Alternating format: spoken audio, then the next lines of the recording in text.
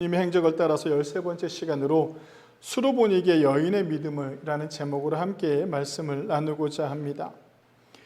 우리가 살아가면서 절박할 때가 있습니다. 돈이 없어서 절박해질 때가 있고, 병에 걸려서 절박해질 때가 있고, 상황과 환경 속에서 우리는 절박한 상황 속을 우리는 맞이하게 되죠. 그래서 우리는 인생을 살아가다 절박한 순간이 오면 지푸라기라도 짚고 싶은 심정이 생기기도 합니다. 그래서 주변에서 이렇게 그렇게 힘들 때 꼭 주변에 누가 나타납니까? 사기꾼들이 나타나죠. 그걸 알고 병이 들어서 지푸라기라도 잡고 싶은 심정이 있는 사람에게는요, 사기꾼이 나타나서 저기 가서 누구를 만나면 좋은 약이 있다. 병원에서 팔지 않는 약이 있는데 이런 걸 먹어봐라, 이런 걸 해봐라. 이렇게 지푸라기라도 짚은 심정으로 간절한 마음으로 가서 그 약을 먹죠. 우리는 살아가면서 이렇게 간절함이 올 때가 있습니다. 그런데 간절함은요, 계속 되어지는 것은 아니잖아요. 그죠? 살다가 어쩌다가 한 번, 인생에 있어서 한두 번이지 매일매일 이 간절함 속에 살아간다면 사람은 엄청난 고통 속에 살아가는 것이라고도 할 수가 있습니다. 오늘 우리가 본 본문에 보면 등장하는 여인이 그런 여인이었습니다. 예수님께서 갈릴리 지방을 떠나 두루 지방에 계실 때의 일이었습니다. 두루는 이스라엘 북방의 해변에 위치한 이방 지역으로 무역 중심지였고 경제적으로 아주 부유한 도시였습니다. 그리고 여기에는 또 특별한 게 있는데 여신을 믿는 우상을 섬기는 동네이기도 했습니다. 그리고 여기는 경제적으로 부유한 도시였다 보니까 헬라인들이 많이 살았습니다. 헬라인들이 많이 살았는데 이 경제적으로 부유하다니까 이 헬라인들은 어떤 특징을 가지고 있냐면 지적이고 지식적이고 부를 축적하고 이런 사람들이었습니다. 근데 여기에서 등장하는 한 여인이 나타나는데요. 그 여인을 마가는 이렇게 표현합니다. 헬라인이요 수르보니게 족속이라 라고 이렇게 소개를 하고 있죠. 그러니까 헬라인이라고 하는 것은 그때 상황을 보면 그녀가 상당히 지성을 갖춘 교육받은 여인임을 가리키기도 합니다. 헬라인으로서 긍지와 자부심을 가졌을 법한 그녀가 오늘 예수님의 소문을 듣고 와서 예수님의 발 아래 엎드렸습니다. 예수님이 발 아래 엎드린 이유는 딱 하나였는데 그것이 무엇이냐면 자기 딸이 귀신이 들렸는데 이거를 고쳐달라는 간절함이 있었던 거죠. 이 간절함으로 예수님 앞에 와서 엎드리게 됩니다. 예수님 앞에 고쳐달라고 간구하죠. 그런데 오늘 예수님이 본문에 보니까 뭐라고 말씀하냐면 이렇게 말씀하십니다. 자녀로 먼저 배불리 먹게 할지니 자녀의 떡을 취하여 개들에게 던짐이 마땅치 아니하니라 라고 이렇게 말씀하셨습니다. 그러니까 이게 무슨 뜻이냐면 내가 너한테 줄 걸 헬라인이 너, 이방인이 너한테 줄 걸 줄 곳이 없다라고 표현한 거야. 먼저 내 유대인들, 우리 족속들을 먼저 먹이고 난 다음에 너한테 갈 게 없다는 거죠. 왜 갈 게 없냐면 그 남은 것도 누구에게 던져준다라고 얘기해요? 개들에게 던져준다고 이렇게 표현을 합니다. 그러니까 이건 엄청난 모욕이에요. 그러니까 제가 저번 주에도 설교했지만 마리아가 예수님 발 아래서 예수님의 말씀을 듣는 그 순간이 뭐였습니까? 엄청난 파격적인 일이었단 말이죠. 사람들한테 손가락질을 받을 만한 일이었고, 근데 오늘 그 마리아가 했던 것처럼 오늘 이 여인이 많은 사람들 앞에 있는데 예수님 발 아래 엎드렸다라는 거죠. 나타나서요. 허락도 받지 않고. 이게 엄청난 일이기도 합니다. 어떤 신학자들은 예수님께서 많은 사람들 앞에서 수르보니게 여인을 인종차별했다라고 이렇게 표현을 하는 신학자들도 있습니다. 같은 시간을요 기록한 마태복음에서는 이 여자를 가나안 여자라고 이렇게 또 표현을 하고 있습니다. 그러니까 유대 백성들은요 그 당시에 유대 백성이 아닌 비유대인, 즉 자기들을 빼놓고 모든 사람들을 가리켜 통상적으로 헬라 사람이라고 이렇게 말을 했습니다. 왜냐하면 그때 당시는 로마가 세계를 지배하고 있었고 유대인들도 뭐에 지배당하고 있었습니까? 로마의 지배를 당하고 있었기 때문이죠.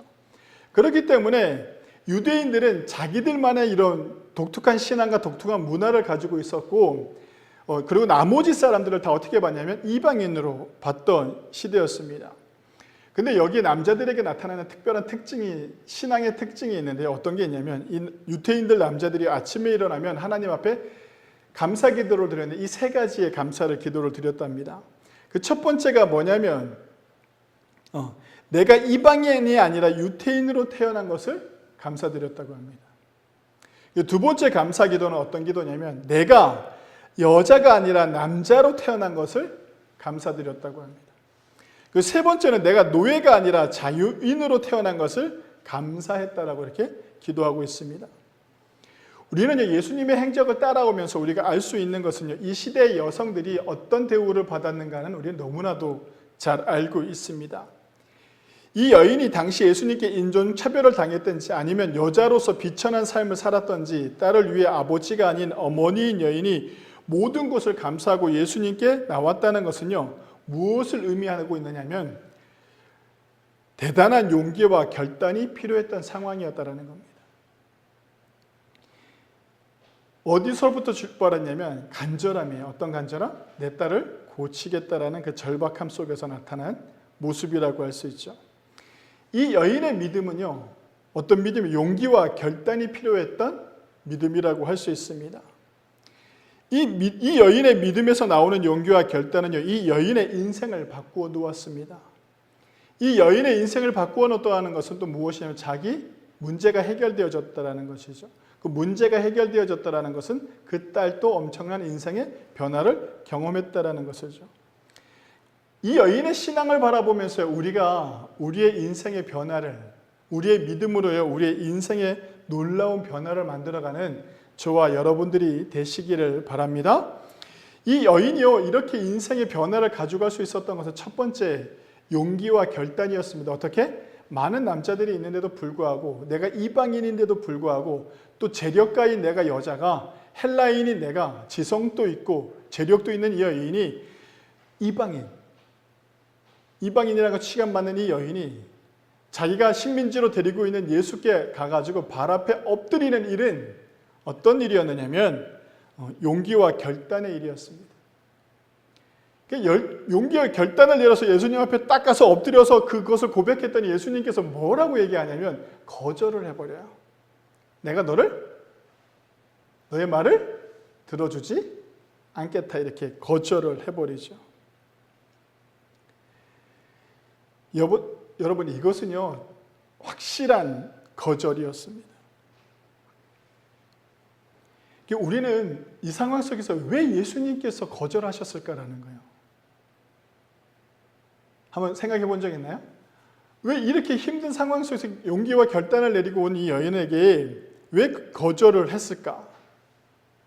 왜 이런 모욕을 주셨을까라는 질문을 우리가 이 본문을 통해서 한번 묵상해 볼 필요성이 있습니다. 예수님은요, 이 여인을 테스트한 것이 아니에요. 착각하시면 안 돼요. 이 여인의 믿음이 어떠한가를 보기 위해서 테스트했다라는 것은요, 얼토당토 않는 이야기예요. 예수님은요, 이 여인이 어떤 심정으로, 어떤 결단과 어떤 용기로 이 자리에 왔는지 충분히 알고 계셨던 분이셔요.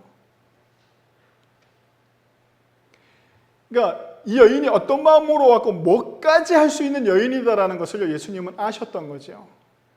그래서 그 여인에게요, 정말 모욕적인 거절을 합니다. 예수님은요, 그녀가 감당하지 못할 일과 말을 예수님께서 하지 않아요. 그녀가 감당할 수 있음을 예수님은 아셨습니다. 그리고 예수님은요, 그 누구를 테스트하시는 분이 아니에요.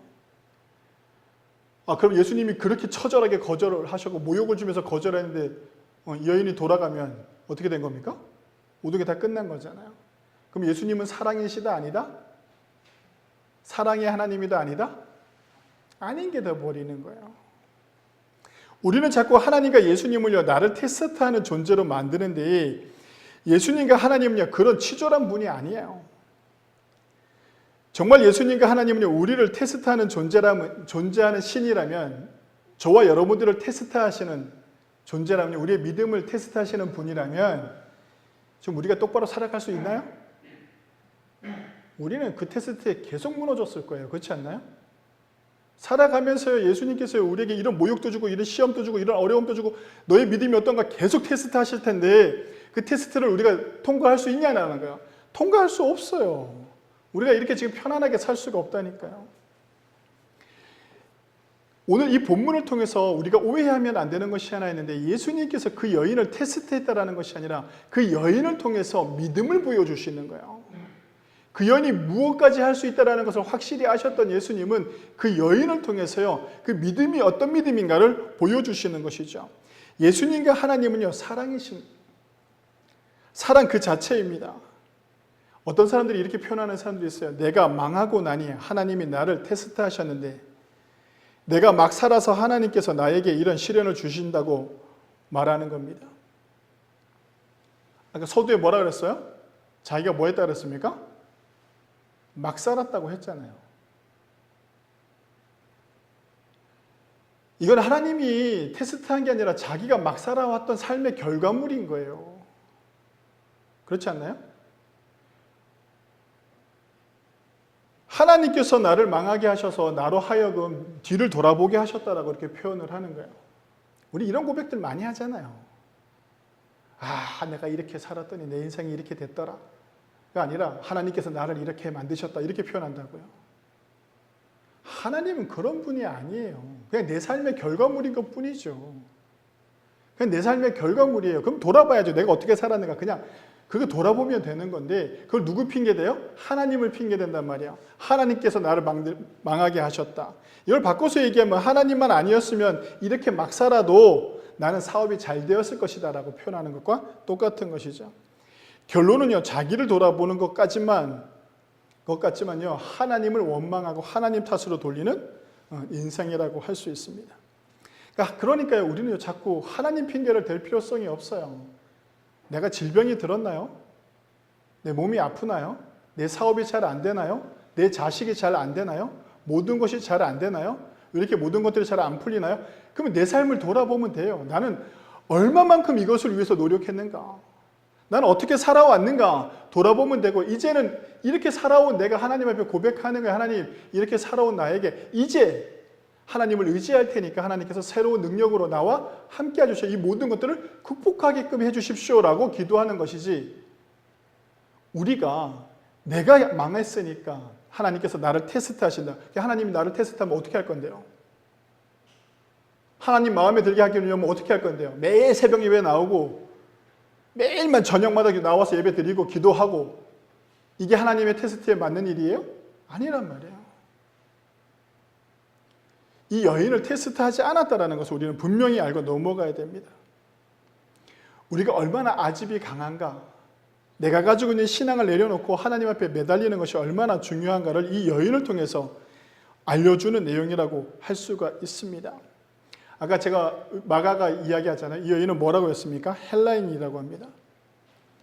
여성을 헬라인이라고 말할 정도면 어느 정도의 삶의 지위가 있는 여인이라고 할 수 있어요. 암만 여성을 마가가 봤을 때 헬라인이야 라고 표현할 정도면 어느 정도로 지적이고 기품이 있던 여성이라는 것을 알 수가 있죠. 이 여인이요, 모든 것을 다 갖춘 여인이었을 수 있어요. 근데 헬라인의 입장에서 예수님을 바라보면 어떤 입장이냐면 반대로 하층민이에요. 하층민. 자기 식민지로 데리고 있는 하층민이었단 말이죠. 그런 하층민에게 헬라인 여인이 예수님께 와서 부탁을 하는 거예요. 이 일은요, 출발부터 모든 것을 내려놓아야만 할 수 있는 일이에요. 그러니까 믿음이라는 것은 무엇이냐면 하나님 앞에서 내가 간절함이 있고 있다라면 우리에게 필요한 것이 무엇이냐면 용기와 결단이 필요한데, 그 용기와 결단은 무엇이냐면 내가 모든 것을 다 내려놓을 수 있다라는 결단이 필요한 거예요. 이 여인이 오늘 예수님 앞에 왔을 때는 모든 것을 내려놓은 상태였다라는 거예요. 그렇기 때문에 예수님께서 그렇게 모욕을 주면서도 거절하는 것을 받아들일 수 있었던 거예요. 그건 문제가 되지 않아. 그 정도 말은 나에게 문제가 되지 않아. 이 여인이 내려놓던 건 자존감과 자존심을 다 내려놨다라는 거죠. 믿음 앞에서, 하나님 앞에서. 근데 우리는 어떻습니까? 내 삶의 인생의 변화가 일어나기를 원하는데 내려놓지 못하는 것들이 너무 많아요. 물질도 못 내려놓죠. 시간도 못 내려놔요. 내 아집과 내 고집도 못 내려놓죠.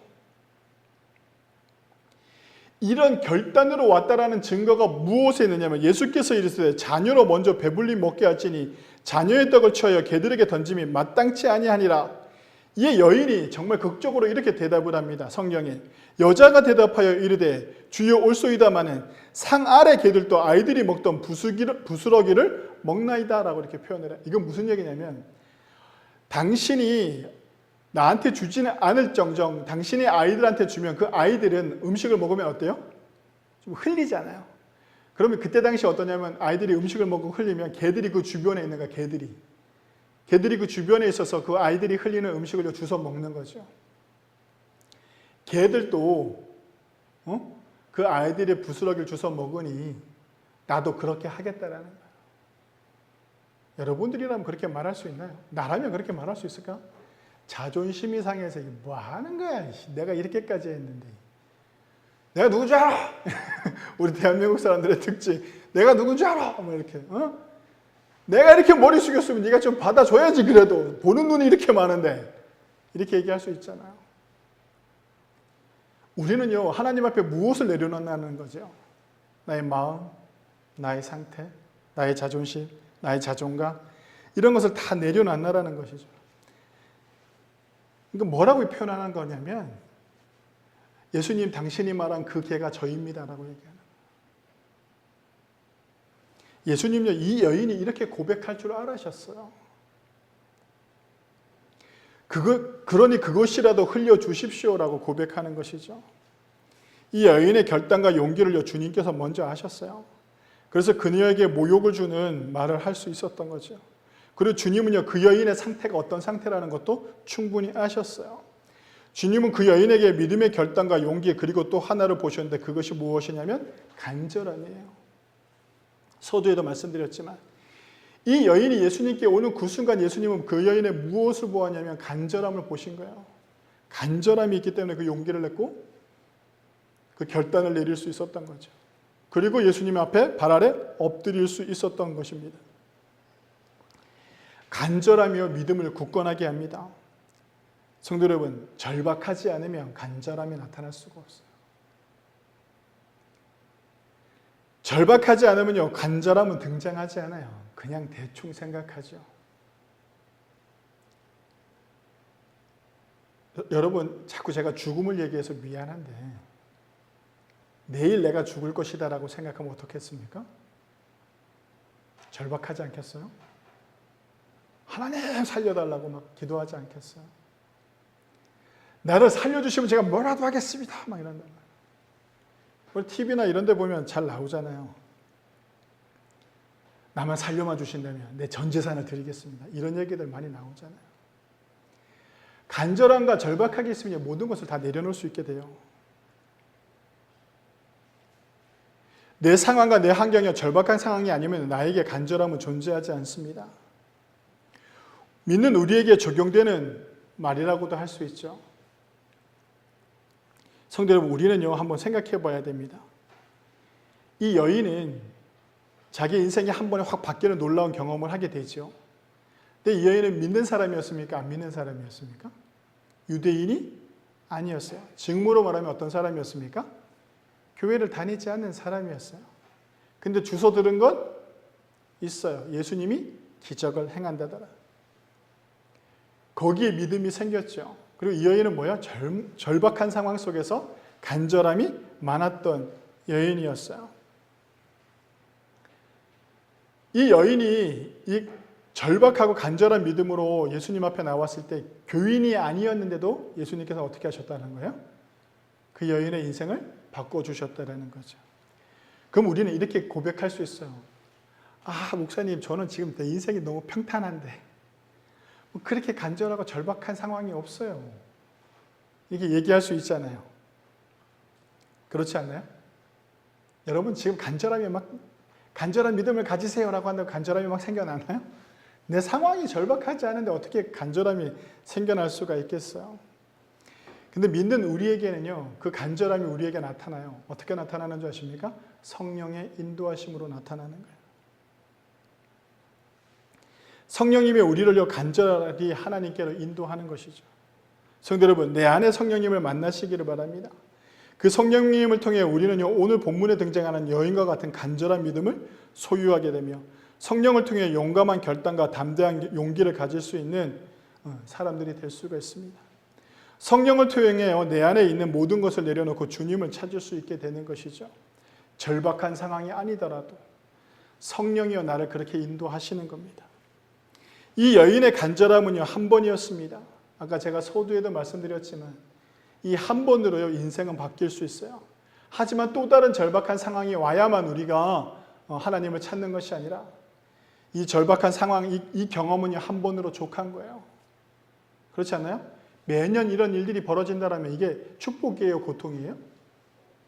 고통이에요, 고통. 그렇지 않나요?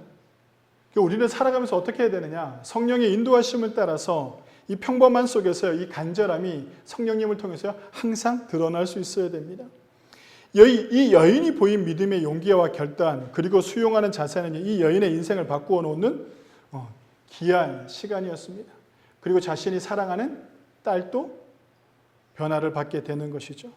오늘 본문을 통해 나를 사랑하시는 하나님께서 나에게 무엇을 요구하고 있는지 깊이 묵상하는 한 주간이 되시기를 바랍니다.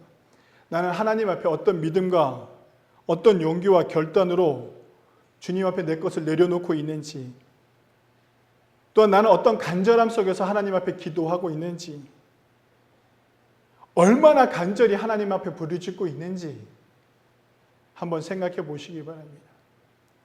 내 주변에 있는 많은 믿지 않는 사람들을 전도할 때요, 그 한 영혼이 구원받기를 간절한 마음으로 기도할 수 있는 것은 성령의 능력밖에 없습니다. 성도 여러분, 우리가요 오늘 이 여인처럼 주님 앞에 엎드리기를 원합니다. 어떤 마음으로? 내 인생의 삶에 모든 것을 내려놓을 수 있는 용기와 결단으로, 그리고 간절함으로 주님 앞에 엎드리는 우리 성도님들이 되셔서요 내 삶에 놀라운 변화를 만들어 가시는 증산 제일교회 성도님들이 되시길 주님의 이름으로 간절히 축원합니다. 기도하시겠습니다.